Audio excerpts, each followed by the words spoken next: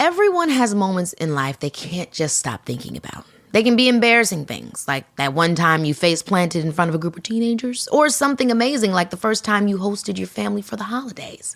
And on Baby, This is Keke Palmer, hosted by me, Keke Palmer, and presented by BMW, we know to savor the good memories and let go of the bad. And one thing everyone remembers fondly is their first time behind the wheel of a BMW. So come join me and BMW this summer as we explore pop culture moments and topics you just can't stop thinking about on Baby, This is Keke Palmer, sponsored by BMW, the ultimate driving machine. As a person with a very deep voice, I'm hired all the time for advertising campaigns. But a deep voice doesn't sell B2B, and advertising on the wrong platform doesn't sell B2B either. That's why if you're a B2B marketer, you should use LinkedIn ads. LinkedIn has the targeting capabilities to help you reach the world's largest professional audience. That's right, over 70 million decision makers all in one place. All the big wigs, then medium wigs, also small wigs who are on the path to becoming big wigs. Okay, that's enough about wigs. LinkedIn ads allows you to focus on getting your B2B message to the right people. So, does that mean you should use ads on LinkedIn instead of hiring me, the man with the deepest voice in the world? Yes. Yes, it does. Get started today and see why LinkedIn is the place to be to be. We'll even give you a $100 credit on your next campaign. Go to linkedin.com/results to claim your credit. That's linkedin.com/results. Terms and conditions apply. Acast powers the world's best podcasts. Here's a show that we recommend. What is The Briefing Room? It's a behind-the-scenes look at how the criminal justice system works and the lives of the people within that system. If you love true crime, well, these are the real people who do the job every day of making sure justice is served. Hi, I'm Detective Dave. I'm Detective Dan. Together, we have decades of experience in local law enforcement, a profession that we think is often misunderstood. So we're going to explore how to do it right, and we won't shy away from when it's done wrong. These are stories you'll hear nowhere else. Unique, frank, and unvarnished. From the team that brought you Small Town Dicks, this is The Briefing Room. Episode 1 drops on August 30th. We'll meet you in the briefing room. Acast helps creators launch, grow, and monetize their podcasts everywhere. Acast.com.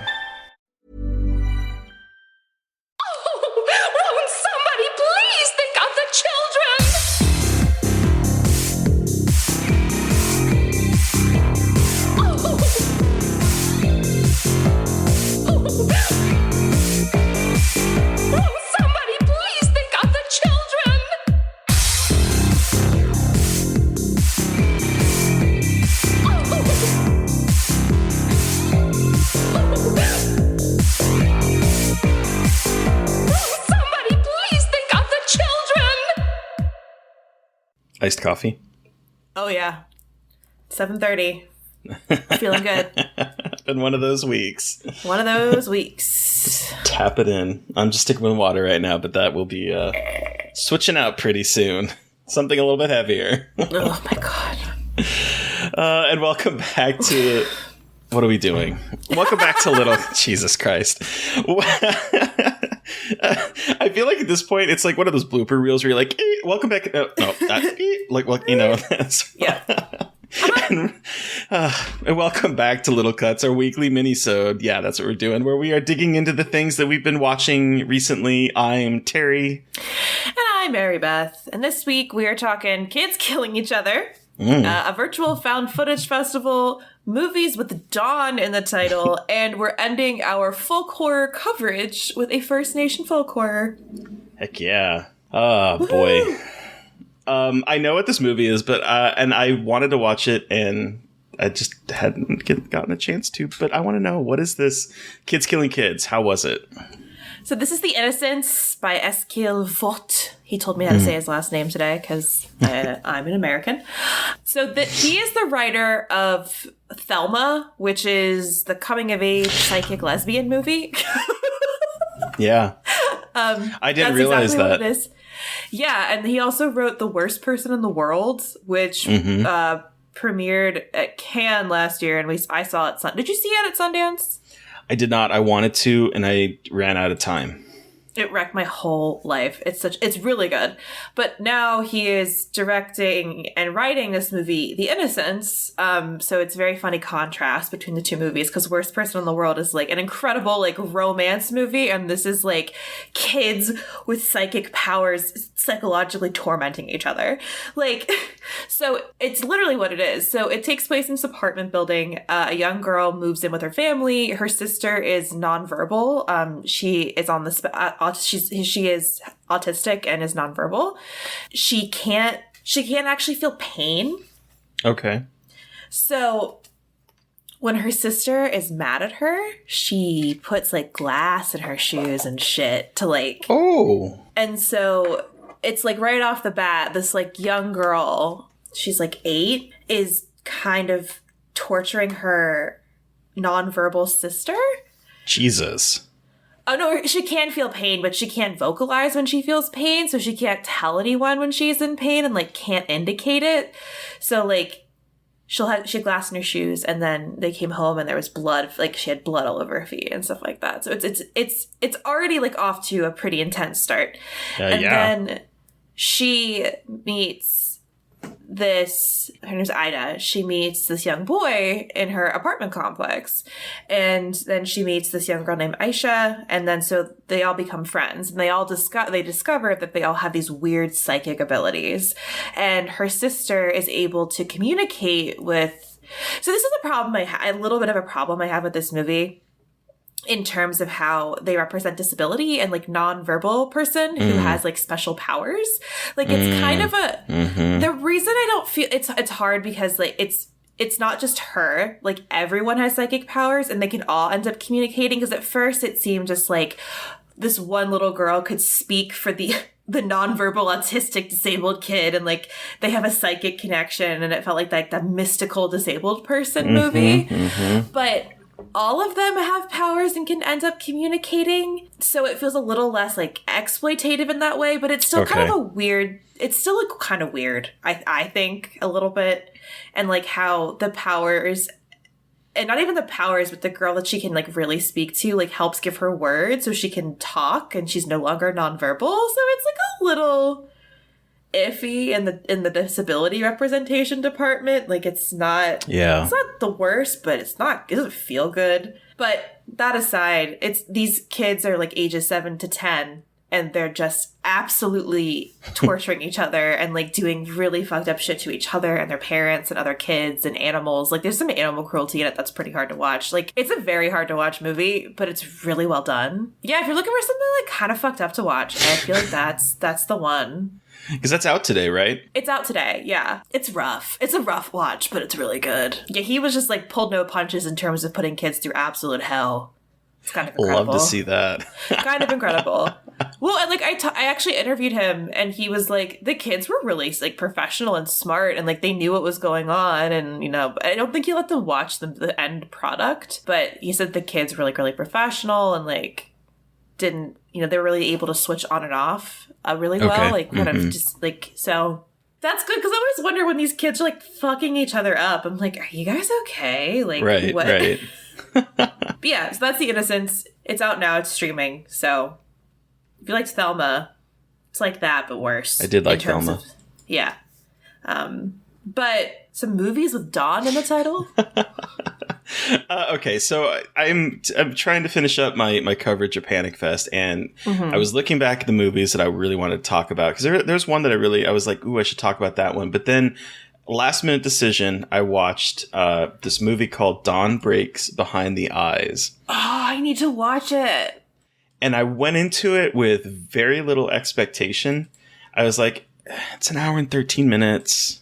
If it's bad, it's only an hour and 13 minutes. It was kind of my thought process behind it. And boy, oh boy, did I love this movie. I have heard this. I have not watched it yet. And I've now, like, between you saying something and then Ariel Fisher tweeted something really positive about it. So I think I'm going to watch that soon, because... Yeah, and so I can't really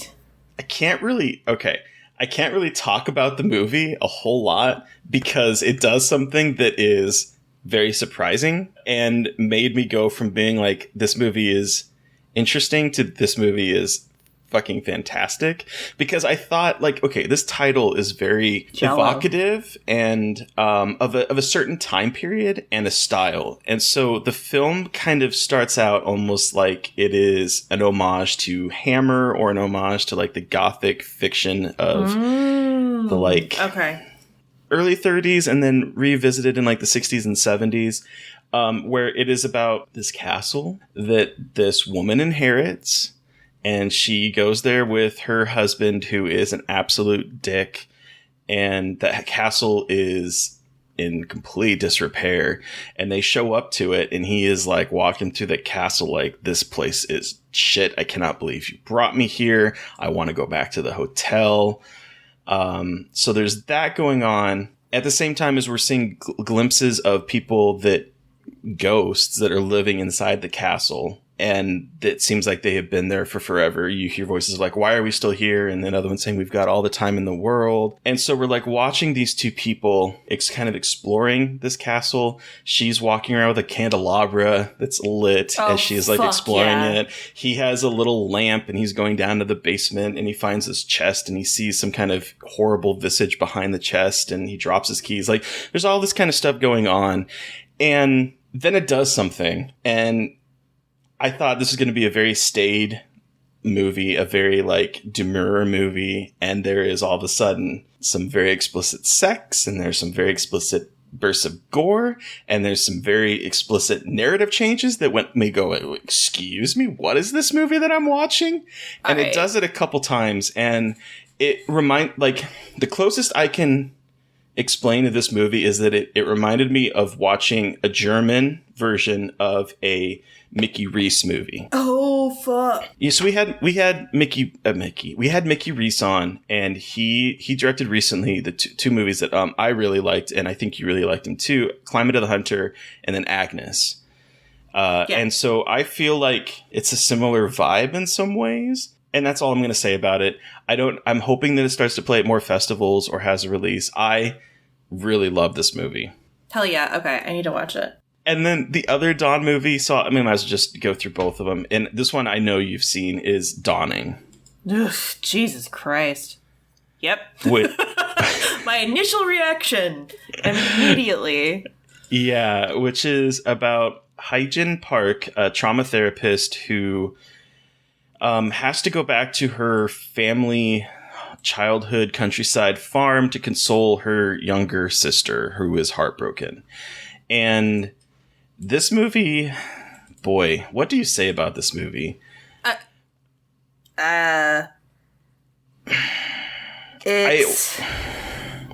Watching it when I did was probably not the best decision, because I mean I've been kind of vocal on Twitter. I've been going through some family health issues and stuff like that, and there's like, this movie is definitely a movie about family, and it is also about kind of trauma of family, and it's about dealing with a lot of family trauma and PTSD, and it was very sad and scary. Yeah. I don't know how to talk about it without spoiling it, but I watched it also at a time where I am going through some weird realizations about my family and kind of how I was raised, and this movie hit home for a lot of stuff that I'm like processing, and I was not expecting that at all. No. In terms of like what it tackles, and it kind of hit me like a truck. There's a lot of movies doing that to me this year, like that are like addressing my very weird specific trauma with my family, and I kind of love it because I'm like, okay, cool, I'm not the only one going through this shit. Like things that I thought were like very weird and like isolating, it's kind of cool to see, even though it fucking sucks at the same time. It's also kind of validating. Yeah, so I mean, I think one of the things that I can say is that the movie opens up and she's Hyjin is a kid. It starts like when she's a child, and her father is leaving, and her mother is begging him to stay, and he gets in this truck, he drives off, and he ends up killing himself. And then it's 10 years later, and Hyjin is now a trauma therapist in New York, and her first scene of her as an adult is she is counseling a man who has like this very like insightful bit about talking about his father, who also had a lot of trauma. And he says that if I saw him as a person, not my dad, maybe I could have done something to help. When you're a kid, your dad's not a person, he's your dad. Not a person with their own childhood pains and emotions. And that right there, I think, cuts to the heart of what this movie is about in a very gut punchy and insightful and incisive way. And there's a lot to do with nightmares and a lot to do with not being able to wake up from some kind of dream that might actually be reality in a way. And that also, like, nightmares and dreams being kind of like trying to escape some hidden truths in your past. And so there's a lot going on. It scared me. There's a couple times where like I definitely was holding my breath. There's really some really intense moments. And I honestly think this guy would do a great, the director is Young Min Kim. And I think he would be a fantastic choice to direct a Nightmare on Elm Street movie, because the way this movie constantly confuses you is whether she is asleep or awake is incredibly discombobulating. And I didn't even think about that. That's incredible. Was just intense. Right. Yeah, it's a lot. And it's depressing. It's a pretty emotionally taxing experience. And I was not expecting it to be that way. I knew that there was a big twist. I didn't know what it was, though. Mm-hmm. Really good. Hoping it continues its journey. Again, another short movie. There's a lot of short movies at Panic Fest, and I'm here for it. An hour and 13 was this movie. And was it really an hour and 13? Yeah. Jesus Christ. And it packs a whole lot in a short runtime. So if this plays near you, definitely put this on your radar to watch. Yeah, if you like Korean horror, this is a really cool look at like Korean American identity and Korean horror tropes. It's pretty cool. So, okay, I want to hear about this virtual found footage festival. So, okay, Unnamed Footage Festival.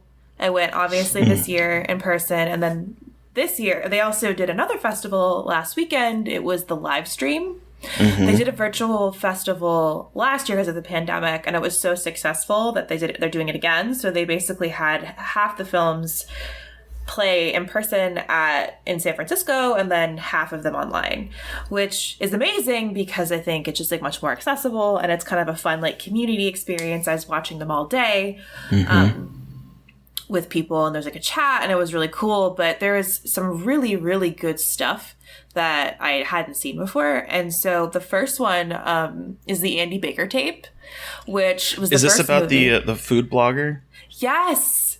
I want to hear about this. Okay. So, and I thought of you when I was watching it. Because this is the first like food blogger found footage movie I've seen. So the film is a guy who's a food blogger. He is trying to take his videos, and he was trying to pitch to the Food Network. Mm-hmm. And he has just found out that he has a half brother named Andy. And so he is going on a road trip to meet Andy and kind of like integrate this into his like pilot episode of his it's like he wants to do like a video about it for his channel.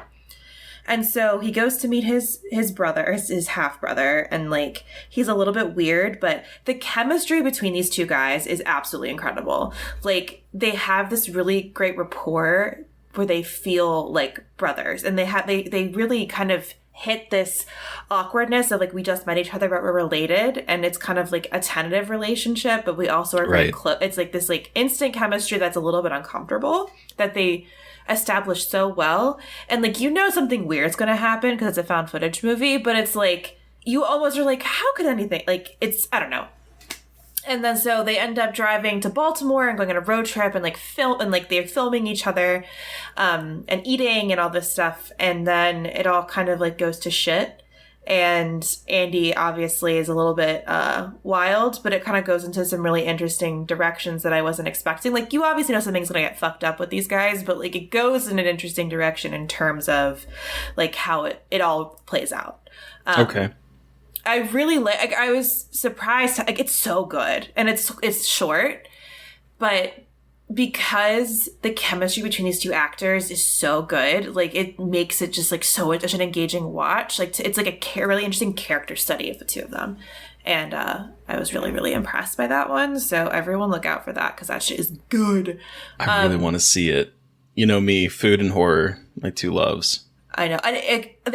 They are eating the whole time, and it's just like, it made me so hungry. And they do a good job of that too. It like feels like a food blog because they're just eating delicious food. And then another one I wanted to shout out that, actually, there's two. So one is Landlocked, which I watched at Night Stream last year, but I rewatched this as part of the festival, obviously, and I was reminded how much I loved it. So it's like a hybrid found footage movie where this guy goes to his dad passes away, and he goes to, I think I probably talked about this before on the podcast, but his dad passes away, leaves the house like empty, it's going to get demolished, and so his son goes, and this is the director Paul Owen's brother, and this is their actual old family home. He goes into the home and is like, finds all these old videotapes, and they're actually home videos from their childhood, and then he finds a camera that he can use, and like as he films the house, he gets access to memories of the past. Okay. And it's really good. It's just a cool meditation on like memory and getting lost in the past. And it's a really cool combination of like home video. Think like Seder vibes, but a little less exploitive in terms of that. Oh, sorry. I know. I love it. I love Seder. I love it. There's just some weird. Yeah, we talked to the director, stuff. But there are some weird things about it. But yeah, I just was reminded how much I love that movie. And then wanted to shout out the movie called Duyster, which is a Flemish found footage movie that is, these three students are, doing their final project. They're doing their final project on a 17th century executioner, Johannes, I think, Duyster. And as they are doing research into it, things get kind of fucking weird. Again, follows a kind of similar found footage path, but the end is absolutely bananas. It's fucking crazy. So like, it's good. It's good leading up. And then the ending is like, holy shit, what? So yeah, those are a couple others I'd already seen. but those are the three that like really stood out. Also, the Barbados Project, which is like kind of silly, but it is like it's for Barbados found footage movie. It's a creature feature. It's wild. So like the Blair Witch Project, the Barbados Project, like that kind of, or it was called the Trident at first, and then they changed it to the Barbados Project, and it's wild. I'm looking on IMDb. It looks fun. It's fun. It's like a little nuts and like very graphics heavy and like not the best graphics, but it's got a lot of heart and it's like balls to the wall. I think it's fun. It's just like a fun time. Hell yeah. Yeah. So it was really fun. Found footage movies doesn't have to be like dark, so that's kind of cool. Yeah. So there's some really good stuff. It was really cool. So I'm really excited for that. Like I hope gets like more attention because the Andy Baker tape was so good. So good. I really want to watch that really bad. So surprised how good it was. So that was the one when I saw you tweeting it. I was like, well, and I was like, and like the two cute guys, like they're really cute. Oh, they're adorable. They're very cute. All you need to throw in there, Mary Beth, is cats and it'd be perfect. Food, hot boys, cats, and horror. That's me right there. That's what I want. Cats, unfortunately, but 2 out of 3 ain't bad. Yeah. But let's wrap up our folk horror series with the film Edge of the Knife. Well, it's what's really cool about this movie, Edge of the Knife, is that it is made by Canadian First Nations tribe, and it's in a language called Haida, I believe is what it's called. Haida. Yeah. That is nearly extinct. I think they said like maybe 24 people actually speak it. Less than 25 was what I saw online. Okay, and cool. that might have increased since 2017. I don't know, but like the number I saw online was definitely less than 25 people. Yeah, and so it's like a very much like almost extinct language, and it is a really cool kind of artifact of being able to preserve that language and depict this culture, and it's by First Nations directors, and it's a really interesting look at like the folklore. It's very much folklore because there's a lot of the like folklore of these tribes that are living in like the kind of in Canada on the coast. Yeah, so it's on the western coast, and there's like, if you look at like a map of North America, there's like an archipelago that like stretches down from Alaska down and into Canada, and Haida, Gwaii. Again, I apologize if I'm not pronouncing it correctly, is one of the islands on there. And that's where this takes place in 19th century. And it's based on a classic Haida story of basically a traumatized and stranded man who transforms into this word that I cannot pronounce, and I'm not going to butcher the language, basically a wild man. Mm-hmm. And so the story kind of takes that very simple premise and spins a yarn about a man and his best friend. Families come together and meet at this island every, I guess, spring or summertime. And it's basically an annual fishing retreat. And the one man has a son, and then his best friend, Aditsi, is incredibly attractive, by the way, but neither here nor there, is like his best friend and loves the kid as his own as well. And he kind of wants to go out to go fish for black cod with the son. And Kwa, I think that's his name, the father of the kid doesn't want his son going out there. And so Aditsi kind of sneaks the kid off on the boat. Bad things happen. The kid dies. The man ends up stranded and running away from it in trauma and hides in the woods. And then there's a lot of like little body horror moments of him sort of succumbing to potentially a spirit in the woods. At one point, there's like a supernatural element to it. But there's also a lot of physical body horror where the guy is eating. There's one really grotesque moment where he eats like a sea urchin. Isn't it an urchin? Yeah, isn't that what they are? Mm-hmm. And he gets like the spikes in his mouth, and they leave in there, and they just sort of start to fester as the movie continues. Well, yeah, and like, so it's also this really interesting meditation on grief and how people process grief, and how in this group especially, it's like a collective experience, and how everyone experiences grief together. Mm-hmm. And it's pretty quiet for the most part. I think it's much more of this kind of really tragic drama with these elements thrown in there. And the body horror stuff is really, like, when it comes in towards the middle-ish, it throws it into horror territory. But at first, it's just like this really meditative, kind of quiet drama about these dynamics between this small group of people and when they all come together. And also what happens when you don't necessarily follow, like, so there's a part in this movie where Aditsi doesn't put the fish bones in the water all the way. Mm-hmm. And I think I interpreted that as a lot of the movie being almost like punishment for not doing the right parts in like the ritual, or not even ritual, but just like she's cooking and it's like kind of just customary to do that. And so I kind of interpreted it, part of this movie at least, as like he didn't do the right stuff, so he got punished for not, like, for being lazy essentially. Mm-hmm. And not respecting the customs of his culture. So it's like subtly supernatural a lot. Like, it's like very subtly supernatural again in the beginning. It has a little bit more of like explicit context later, but it's an interesting kind of like supernatural undercurrent running through it. But it's pretty simple. It's a pretty simple, straightforward story. It's very straightforward. Like the premise, if you read the premise on IMDb, that is literally the story. Yep. And it kind of ends the way you'd expect. But there's a lot that kind of goes on underneath the surface, as you were talking about, that I think makes it more thematically interesting than maybe a simple plot synopsis would detail. Because it's basically, he goes in the like, if you were to spread it down to plot, kid dies, man runs in forest, comes monster, villagers try to save him. Yep. But there's like there's parts of it where it's like, at what point can you forgive someone? Because Kwa, obviously, is that how you pronounce his name? Was it Kwa? I think so. Because there's moments where Kwa like doesn't want to, because the villages, when they discover that he is still alive and he has survived the winter, the village wants to do basically an exorcism and save his soul. And Kwa is like, I don't really know if I want to do that because he killed my son. And so there's all that kind of stuff. And I it's interesting. I'm glad that you brought up the kind of communal nature of grief, because I wasn't even really thinking about that, but it kind of ties the whole thing together, because they collectively grieve together while this poor man was grieving in solitude. And at one point, he actually does manage to get back to their little village, and they've already left for the year. And so he's literally there alone, wallowing in his grief, while everyone else has managed to kind of be there for each other. And so there's that sort of push and pull of community that is also very interesting. Yeah.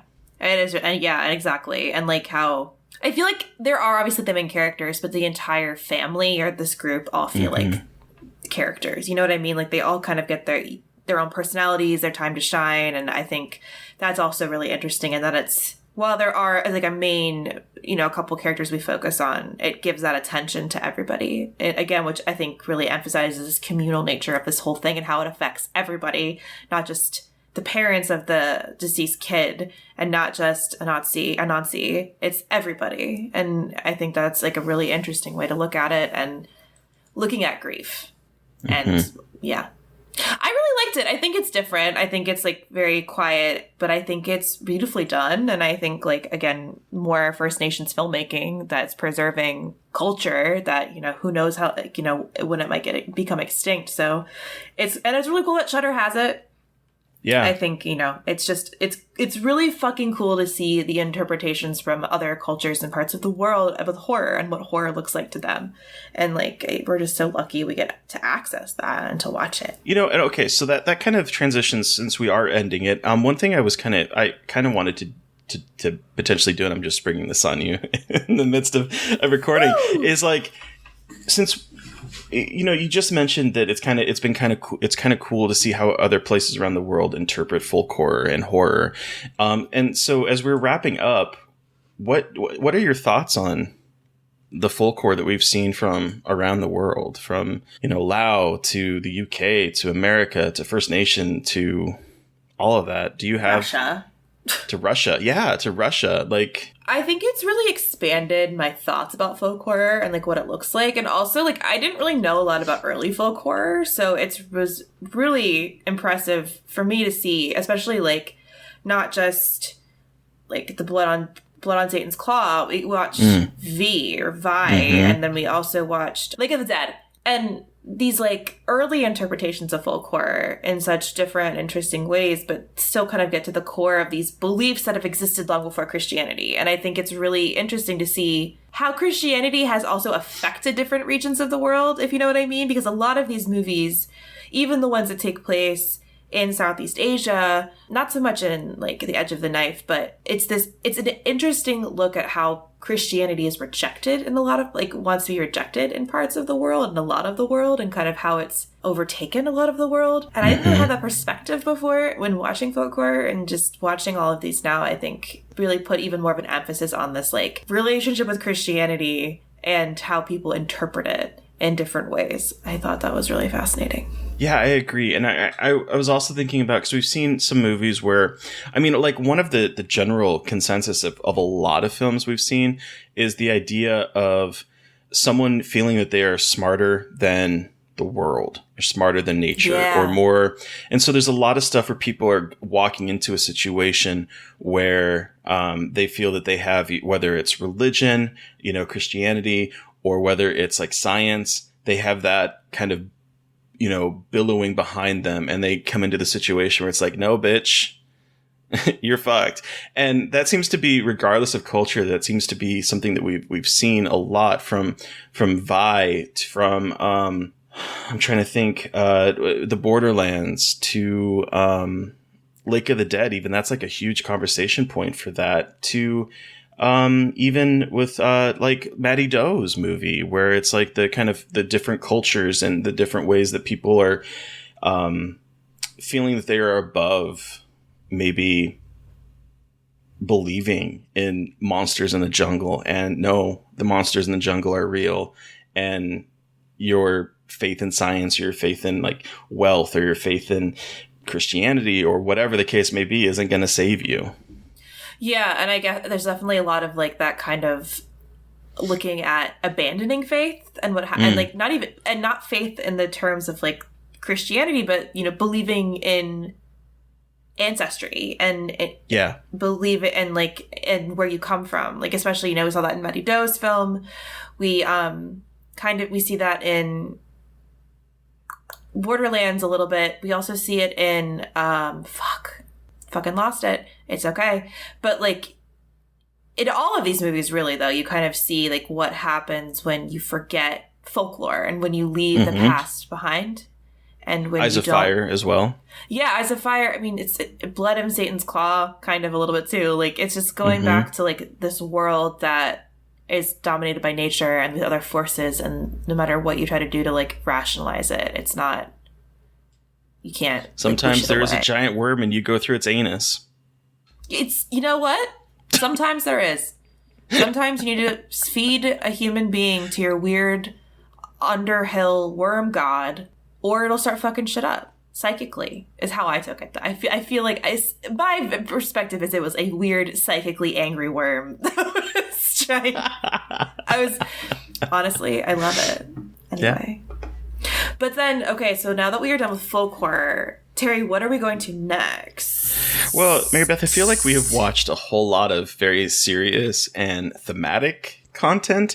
And I was thinking, maybe we take it a little lighter, hopefully, and a bit more silly in places. So we're going to go and visit horror comedies. And I think dark comedies, parodies, straight horror comedies, I think we're going to try to maybe touch on them all and maybe kind of dig through time on and see how they've evolved as the horror genre has evolved. And so I think we're going to start off with one of the granddaddies and one of my favorite movies as a kid that I have not seen since I was a kid, Abbott and Costello Meet Frankenstein. Ooh, I haven't seen this, so I'm very excited to watch it. I loved it as a kid, and there are moments of it that are still like ingrained in my head. So I'm excited. I'm excited to see if it lives up to what I remember it being. Yeah, and like I also don't know a lot about horror comedies, like earlier horror comedies. I'm not like as well versed in that, so I'm excited to watch a lot of them and kind of see how the subgenre evolves. Yeah, awesome. But who are we talking to on Monday, Mary Beth? On Monday, we are chatting with the writer and podcaster Prince Jackson, and we are talking about Candyman. What was the movie? Shut up. I will not be saying it again. The man with the candy. The man with the candy. The man with the candy. It was a great conversation, and we learned a whole lot about Prince. In terms of like him originally going to school to be a mortician. So we learned a lot about him. We learned a lot about Candyman. We learned a lot about Chicago. It's a great conversation, and I'm really excited. Yeah. So look out for that on Monday. But listeners, you've heard from us. We want to hear from you. Did you watch something that we watched and have thoughts? Do you have suggestions for horror comedies for us to check out on our journey? Please hit us up. But please send us an email, scarflifepodcast@gmail.com, or reach out to us on Twitter. I'm at NB McAndrews. I'm at Gaily Dreadful. And don't forget to follow the podcast on Twitter at Scarred Podcast.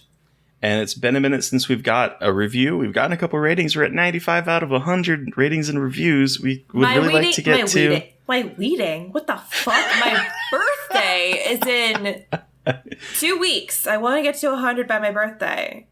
Please? Please? I told you I'd tweet 100 pictures of tiramisu if we get to 100 by my birthday. She did. And we're 5 away, people. We're 5 away. We can get so many pictures of my cat. Make her internet famous. I know. Well, thank you to Eric Power for our artwork. Thank you to Sean Keller for our music. Thank you, everyone, for listening. Please stay safe out there. But most importantly, stay creepy. And until next time.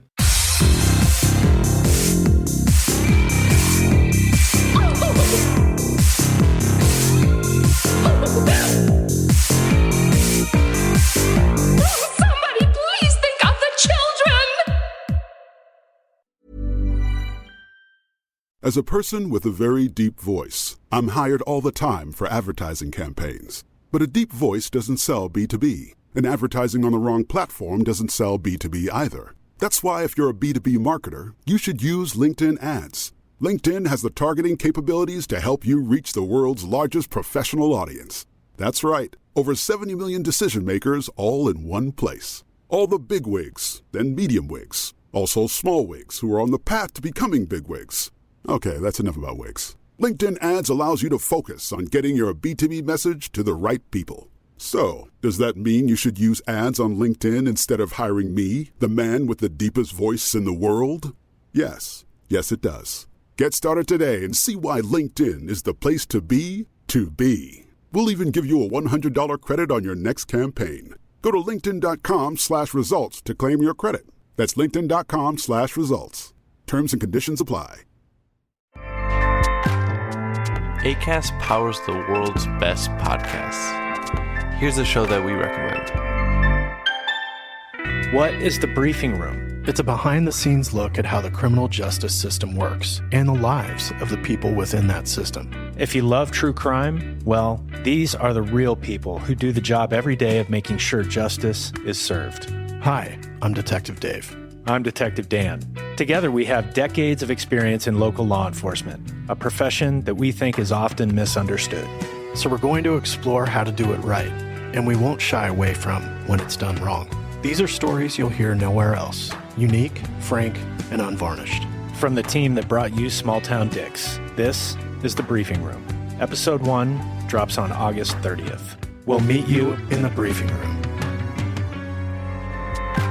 Acast helps creators launch, grow, and monetize their podcasts everywhere.